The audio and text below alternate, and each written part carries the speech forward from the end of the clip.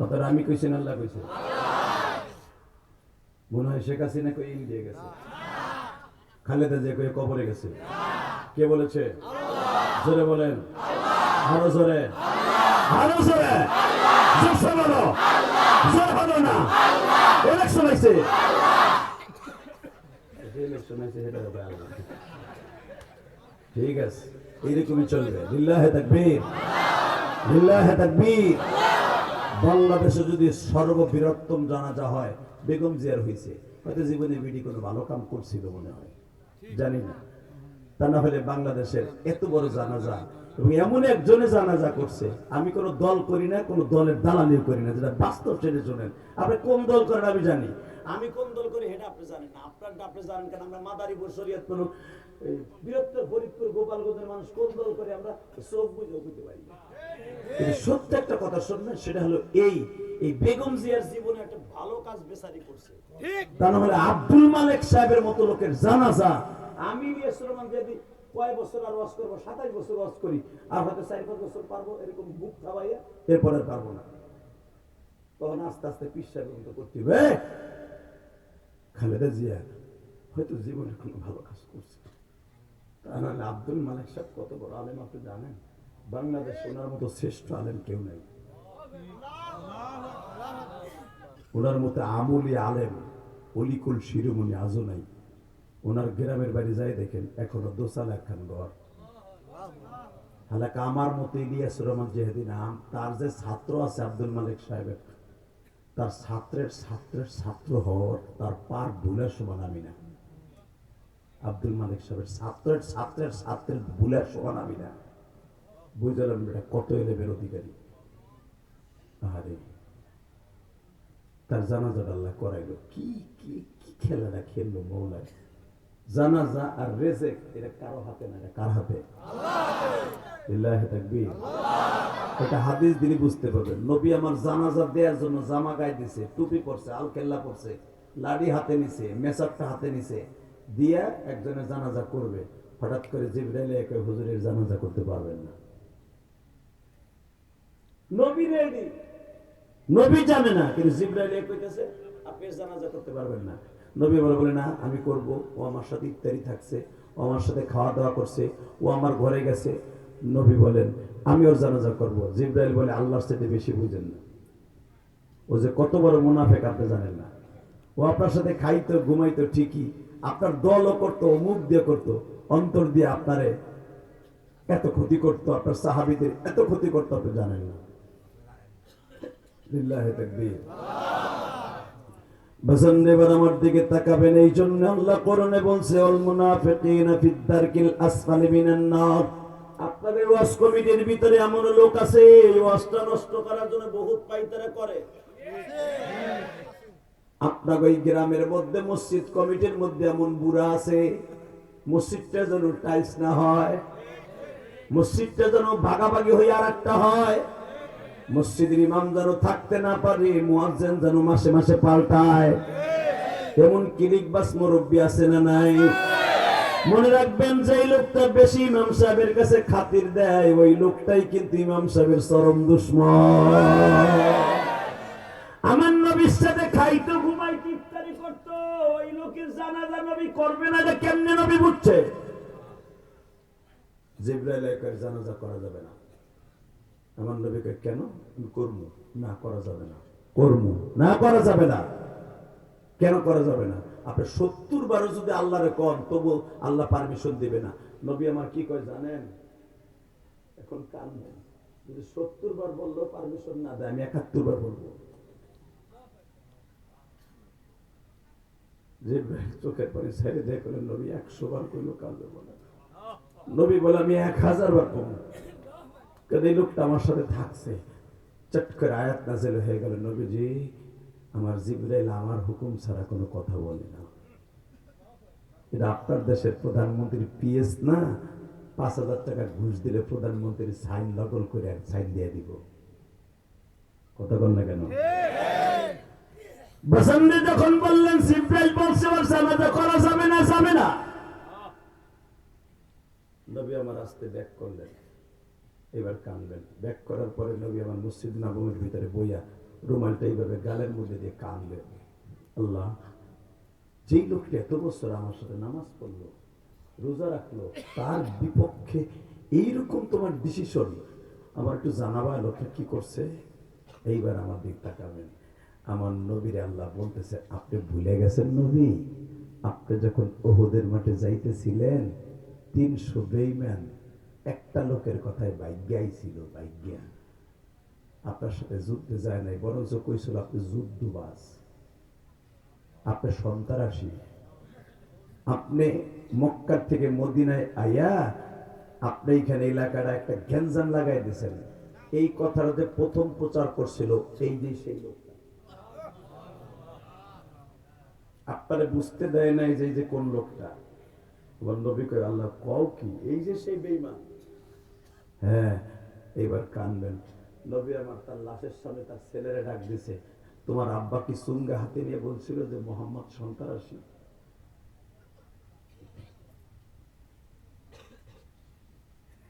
ছেলে বলে, ইয়া রাসূলুল্লাহ, হ্যাঁ। তোমার আব্বা কি বলছিল? মুহাম্মদ এই দেশে আসছে অরাজকতা সৃষ্টি করতে, মুহাম্মদ রে কেউ ইমাম হিসেবে মানবা না, ওর পিছনে কেউ নামাজ পড়বা না। তার ছেলেটা যখন এই কথা বলেছে, সঙ্গে সঙ্গে আমার নবীর পিছনে ব্যাক করে কয়, সাহাবীরা রে, এই বেঈমানের জানাজা আমি করতে পারবো না, তোমরা করলে করো। বাজান এইবার আওয়াজ দিবেন, জীবনে কোনোদিন আওয়াজ দেন নাই। আল্লাহ যেন আমাদের কপালে এইরকম না হয় গো বাবা। আরে বাবা, আমার কপাল দুনিয়ায় গুনাই করি, ভালো কাজ করি, খারাপ কাজ করি, যা কিছু করি, অন্তত ভালো একটা মানুষ যেন আমার জানাজায় শরীক হয়ে কান্দে আর বলে, মালিক, লোকটা অনেক ভালো মানুষ ছিল, মাফ করে দিও। ছেলেটা 30 বছর 20 বছর পূর্বার জীবনে ছিল, গরিব ধনী তার কাছে ভেদাভেদ ছিল না। সে মানুষকে অনেক উপকার করত, মানুষকে মাথায় নিয়ে নাচতো, মানুষকে দেখলে এক কাপ চা খাওয়াইত, গ্রামবাসী গরিব বন্ধু বান্ধবদেরকে দেখলে দোকানে নিয়ে যাইত, ইমাম সাহেবদেরকে দেখলে বিদেশ থেকে হাদিয়া নিয়ে আসতো। আল্লাহ, লোকটা ভিতরে কি গুণ আছে জানতে চাই না, উপরে দেখছি লোকটা ভালো কাজ করছে, এর উসিলায় তুমি মাফ করে দাও আল্লাহ, তুমি মাফ করে দাও আল্লাহ, তুমি মাফ করে দাও আল্লাহ। বাজান 10টা লোকে যদি বলে লোকটা ভালো ছিল, আমার মালিক গোপন হওয়ার কারণে গুনাহ থাকলেও মাফ করে দিবে। লিল্লাহি তাকবীর, লিল্লাহি তাকবীর। আল্লাহ পারে না? পারে, পারে।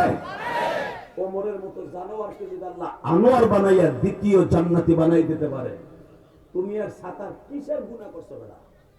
তোমার গুনাহ কিসের ধারণ?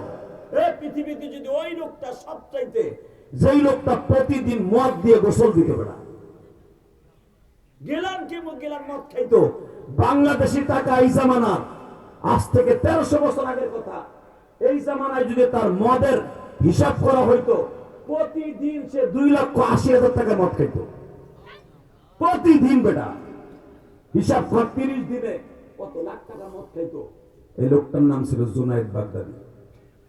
কি নাম? জোরে কর। যে জুনায়েদ বাগদাদি একদিন এমন ওলি হয়, এমন একটা ওয়াজের মাঠে বইয়া, যুবক তোর পাও দিকে ধরছি, ঘাটটা নড়াবি না, শুধু কানবি। হ্যাঁ, জুনায়েদ বাগদাদি যদি এত মদ খাওয়ার পরেও যদি জগৎ বিশ্ব বিখ্যাত ওলি হতে পারে, তুই পারবি না কেন? ওলিমান খাফা মাকাম রাব্বিহি ওয়া নাহা আন-নাফসা আনিল হাওয়া, শুধু এই আয়াতটার তাফসীর করে জুনায়েদ বাগদাদি জগৎ বিশ্ব বিখ্যাত ওলি। জুনায়েদ বাগদাদি কুকুরের সাথে কথা বলতে পারত, কুকুরের ভাষা বুঝতো। জুনায়েদ বাগদাদি মাছের ভাষা বুঝতো, যেরকম মারহাবা। পাহাড়ের মধ্যে কি আওয়াজ হয় তাও বুঝতে পারতো। কি কান আল্লাহ তাকে দান করছিল, আল্লাহু আকবার বলতে পারলা না?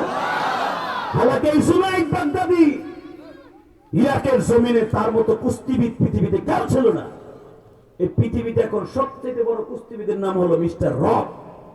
ও মারা গেছে কয়েকদিন আগে। বেটা, মিস্টার রক কয়েকদিন আগে আরেকজনের সাথে ঘুষাঘুষি করে আর ঘাড়ের তার ছিঁড়ে কয়েকদিন হসপিটালে থেকে মারা গেল। এই মুসলমানের পোলা ভালো করে বুঝো। এখন আর একটা আছে রক, এই মিস্টার রক এর ঘুষির ওজন হলো 4 মণ থেকে 5 মণ একটা ঘুষির ওজন। ওয়েট বর্তমানে ঘুষির ওয়েট মাপা যায় বাইরেছে কিনা কম্পিউটারে। ঘুষি দিবা কত স্পিডে মারছো, 200 না 250 দেয়া যায়। কত ঘন্টা কেন তাকানোর দিকে। আর মিস্টার রকেট ছিল 250 কিলোমিটার বেগে, সে ঘুষি মারতে পারত। আর জুনাইদ বাগদাদি যখন ঘুষি দিত 8 মণ ওজনের একটা ঘুষি দিত। সুবহানাল্লাহ, খেতার নিচে যে কইও মাইকেট মাস্টারটা বাড়াতো ভাই, এই তাকানোর দিকে। জুনাইদ বাগদাদির এমন ঘুষির ওয়েট ছিল, এক ঘুষিতে 8 মণ ওজন ছিল তার ঘুষির ওয়েট। প্রতি বছরে 2 বার কুস্তির প্রতিযোগিতা হইতো ইরাকের জমিনে। এবার আমার দিকে তাকান, যখনই কুস্তির প্রতিযোগিতা হইতো জুনাইদ বাগদাদিকে ঠকাবার জন্য, ইরাক থেকে ফার্স্ট প্রাইজ নেওয়ার জন্য বিভিন্ন পৃথিবীর দেশ থেকে ইরাকের জমিনে যাইত। এই বছর 125 জন মানুষ কুস্তির প্রতিযোগিতায় নাম লেখাবার জন্য ক্রীড়ামন্ত্রীর কাছে, আবি আব্দুল্লাহ হাসানের কাছে এইভাবে দরখাস্ত জমা দিছে। এবার দিনটা আওয়াজ দিয়ে আমার আল্লাহরে দেখাই দিয়েন। 125 জনের ভিতরে নামগুলা জুনাইদ বাগদাদি পড়তাছে। কে কে আমার সাথে কুস্তি লাগবে, কে কে পড়বে, তার বডির সাইজ কি, তার নাম কই, ঠিকানা কই। হঠাৎ করে দেখে একটা লোকের বাড়ি মক্কায়। জুনাইদ বাগদাদি বললেন, মক্কার থেকে যখন এই লোকটা আসছে, এই লোকটার একটু দেখার দরকার। আর এই লোকটার নাম হলো জাবের ইবনে আব্দুল্লাহ, ব্র্যাকেটে লেখা কুরাইশি। ইলিয়াসুর রহমান জেহাদি ব্র্যাকেটে। আমার বাপ জীবনে আমার জেহাদি বানাইয়া মাদ্রাসায় পাঠায়নি, এটা আমার ওস্তাদের দেয়া লক্ষ্য। এই মুসলমানের বলা, যখন তার ব্র্যাকেটে লেখা জাবের ইবনে আব্দুল্লাহ কুরাইশি, এই লোকটার আমার একটু দেখার দরকার। কুরাইশ বংশের লোক হয়ে আমার লগে কুস্তি লাগতে আইছে, আমি একটা খারাপ লোক? কুস্তি যারা করার কি ভালো লোক নাকি? প্রতিদিন আমি মদ দিয়ে গোসল করি, প্রতিদিন করে আমি স্যামরিনা চাই, প্রতিদিন করে আমার শরীরে তেল দেওয়ার জন্য মহিলারা তেল লাগাই দেয়। আমার লগে কুরাইশ বংশের লোক যুদ্ধ কুস্তি লাগতে আসবে, আমি একটু দেখি না কোন মোল্লায় আইছে। কষ্ট হইতেছে, বেশি রাত করবো না, আমি খিচুড়ি অনেক আগে কমপ্লিট হয়ে গেছে। লিল্লাহি তাকবীর। আমি জানি আপনারা খিচুড়ি খাইতে আসেন নাই, আমার মাবুদের কোরআনের জান্নাতের ফল খাইতে আইছেন। আমিও একটা আয়াতের তাফসীর করে বিদায় নেব, ইনশা ইনশা ইনশা ইনশা। রেডি? জুনাইদ বাগদাদি ডাক দিয়েছে, তোমার নাম কি? জাবের ইবনে আব্দুল্লাহ। তুমি এইসব মরার লেগে, মরতে আইছো কে? তোমার পুরো বডিতে যে মাংস আছে, আমার এক রানে সেই মাংস আছে। তুমি কি জানো আমার একটা ঘুষির ওজন কত? একটা ঘুষিতে আমি তোমার কোক সাজরায় দিব, তোমার এক পাজরের হাত আর এক পাজরের হাতের লগে মিলে যাবে। তোমার পারো, আমি যে তোমাকে নিচে ফেলে ল্যাং মেরে নিচে ফেলাইয়া বুকের উপরে যে একটা গেরা দিব, গেরাই তো সহ্য করতে পারবা, দম বাইরে যাবে তোমার পায়খানার রাস্তা দিয়া। হাসবি না? এবার আমার দিক টাকা। জাবের ইবনে আব্দুল্লাহ বলে, আল্লাহু লা ইলাহা ইল্লা হুয়াল হাইয়ুল কাইয়্যুম। জোরে জোরে জোরে জোরে জোরে জোরে। জুনাইদ বলতেছে একটা পারা দেব, পায়খানা রাস্তা দিয়ে জান বাইরে যাবে। আর সে কোরআনের আয়াত দিয়ে বলে, আল্লাহু লা ইলাহা ইল্লা হুয়াল হাইয়ুল কাইয়্যুম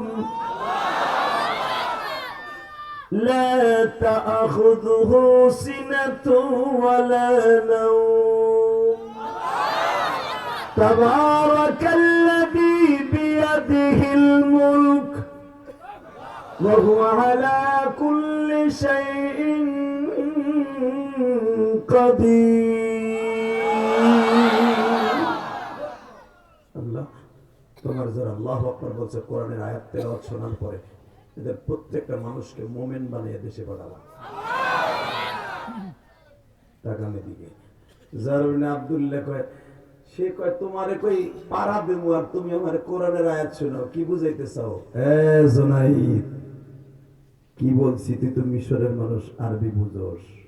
বুঝোস নাই জুনাইদ? তুই একজন প্রার্থী, আমি জাবের ইবনে আব্দুল্লাহ একজন প্রার্থী। যদিও আমার শরীরে 52 কেজি ওজন, আর তোর শরীরে 2.5 মণ ওজন।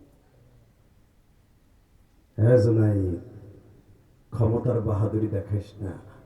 আল্লাহু লা ইলাহা ইল্লা হুয়াল হাইয়ুল কাইয়্যুম, সর্বময় ক্ষমতার মালিক হলো আল্লাহ। আন্নাল কুওয়াতা লিল্লাহি জামিআ, আন্নাল কুওয়াতা লিল্লাহি জামিআ, আন্নাল কুওয়াতা লিল্লাহি জামিআ, আন্নাল কুওয়াতা লিল্লাহি জামিআ। বান্দা ক্ষমতা চাইতে থাকতে চাইলেও আল্লাহ থাকতে দেয় না। আল্লাহ যা চায় সেটা পারে। ঠিক না ঠিক? জোরে কর।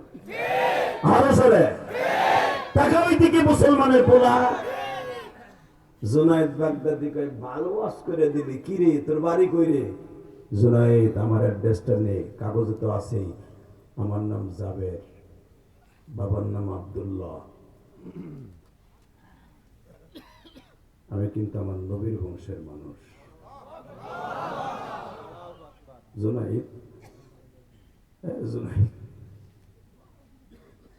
24 বছর বয়স থেকে এখন তোমার বয়স 37 বছর, এই পর্যন্ত আজও পর্যন্ত তোমার পিঠ কেউ জমিনে ঠেকাইয়া ফার্স্ট প্রাইজ কেউ নিতে পারেনি। ওই লোকটাকে আল্লাহ ধ্বংস করে যায়, এই লোকটা মৃত্যুর আগ পর্যন্ত অহংকারী থাকে। এই পৃথিবীতে সবচেয়ে বড় অহংকারী ছিল ফেরাউন। ঠিক না ঠিক? এর আগে সবচেয়ে বড় অহংকারী ছিল নমরুদ। ক্ষমতার দাপটে অনেক কিছু করছে। হে জুনাইদ, আল্লাহ তাদেরকে ধ্বংস করে দিয়েছে। তুমি যে বললা না আমারে পাড়া দিলে পায়খানা রাস্তাতে জানটা বেড়ে যাবে, জানের মালিকও তুমি না, বাসানের মালিকও তুমি না। আল্লাযী খালাকাল মাউতা ওয়াল হায়াতা লিয়াবলুয়াকুম আইয়ুকুম আহসানু আমালা। জীবন দেওয়ার মালিক সে, ভালো দেওয়ার মালিক সে, খারাপ রাখনেওয়ালাও সে। জুনায়েদ বাগদাদি কোরআনের আয়াতের তাফসীর শুনে অর্ধেক বল কমে গেছে। জুনায়েদ বলে, ভাইরে তুমি কুরাইশ বংশের মানুষ, তুমি আসছো কেন? এখন চিল্লাবেন আর কাঁদবেন। যদি মদিনায় যাওয়ার নিয়ত থাকে, আমি জানি আপনাদের সবার মদিনায় যাওয়ার নিয়ত আছে। টাকা পয়সা দিয়ে কি করবেন? একবার মক্কা মদিনায় ঘুরে আসেন না বলো। এই যে আমার মাথায় যে চুল দেখতেছেন, এই চুল কিন্তু মক্কা মদিনা থেকে এসে এই প্রথম কাটলাম।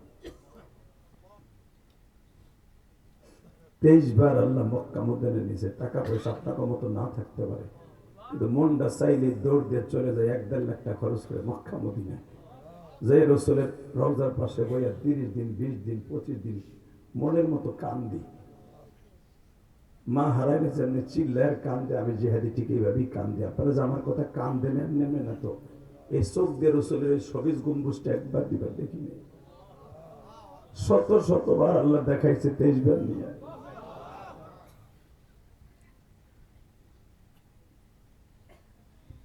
পৃথিবীতে টাকা পয়সা দিয়ে কি করবেন? এগুলো নিয়ে যাইতে পারবেন না। কামাই ব্যাংকে রেখে যাবেন, আপনার ব্যাংকে থাকবে ঠিকই। আপনার ছেলে চেক কাইটা আপনার বোর সই নকল কইরা ও বন্ধু বান্ধব লইয়া রাজত মাদারীপুর হোস্টেলে যাইয়া মদ কিনে খাইব। আপনার কষ্টের টাকা, আপনার রিটার্নের কষ্টের টাকা আপনি না খাইয়া ব্যাংকে রাখছেন, আপনার পোলায় মদ খাইব। কথা কর না কেন? আপনার পোলা ইয়া আব্বা খাইব। ইয়া আব্বা ওই যে লাল লাল বড়ি আব্বা আছে না, ওইটারে কই আমি ইয়া আব্বা। নাউজুবিল্লাহ বলতে পারলো না? ইয়া আব্বা খরগোশ চেহারা দেখিস, একবারে বদমাইশ শয়তান কুত্তা যেরকম চেহারা, ইয়াবা করে চেহারা ওই রকমই। খা ভালো করে হারাম, হারাম কর। যেইটা হাদিয়ে ইয়াবা খাবি 600-700 টাকা দিয়া, ওইটা দিয়ে 2 কেজি আপেল কিনা খাস, চেহারা কমলার মতো হবে। ইয়াবা করে কাছে নাই, বোর কাছে দাম নাই, মা বাবার কাছে না দাম নাই, মেম্বার চেয়ারম্যানের কাছে দাম না, সরকারের কাছে দাম নাই, না এলাকার ইমাম সাহেবের কাছে দাম আছে, না মা বাবার কাছে দাম আছে, না সমাজে ওরে কুত্তার মতো ব্যবহার ছাড়া কেউ ওরে দাম দেয়। যখন রাস্তা দিয়ে দেখো ধর বড় আল্লাহ কি কথা কবে ইয়াবা কো,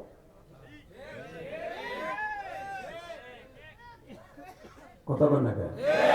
আরে একটা ছেলে পয়সা নাই, বাপ গরিব মানুষ, খ্রিস্টান দেশে ছেলে যখন 5 ওয়াক্ত নামাজ পড়ে রাস্তা দিয়ে গেলে আমার এই ভাই কব সেটা খুব ভালো, আর বাপ গরিব কি সেটা 5 ওয়াক্ত নামাজি। দেখছো ছেলের চেহারা কি সুন্দর, দেখলে সালাম দেয়। এ কোটিপতির পোলা, তোর পোলা লইয়া আব্বা খো, পরে দেখলে মানুষে গালে মুতে। আর আরেকজন গরিবের খ্রিস্টান বেঁচে খাওয়ায়, পোলাটা নামাজ পড়ে, মাদ্রাসায় পড়ে, যায় দেখিস প্রশংসায় ছেলেটা ভাসে। এই ছেলেটা মরলে জান্নাতে যাবে না, তোর কুত্তাটা মরলে জান্নাতে যাবে না। লিল্লাহে তাকবীর। কষ্ট হইতেছে, আমি জানি কষ্ট হইতেছে, হয় না? তুমি এবার একটা আওয়াজ দাও তো। রাগ কিসের আওয়াজ দেয় আন্তাজে? একটা ছেলে লাভ দিয়ে তারে বলতে পারবি আমি তোর সাথে বন্ধুত্ব করবো, আমি জান্নাত কেড়ে করে নিয়ে যাবো, যদি আমি যাই, জানি না যাবো কিনা।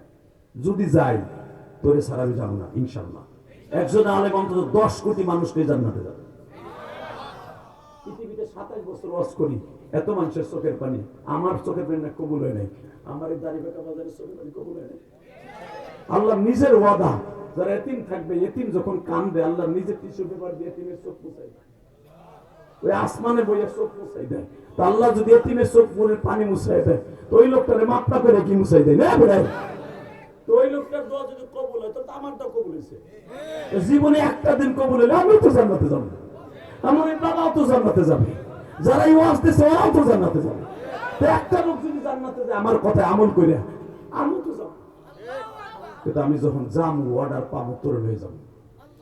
একটা যুবক ওয়াজের আগে লাভ দিয়ে দাঁড়িয়ে দেখাইতে পারবি আল্লাহ যে বলছে যে নফসের সাথে জিহাদ করে 1000 মানুষের সামনে বজ্র কণ্ঠে বলবে আমি আর ওই কাজ করবো না, পাপের কাজ।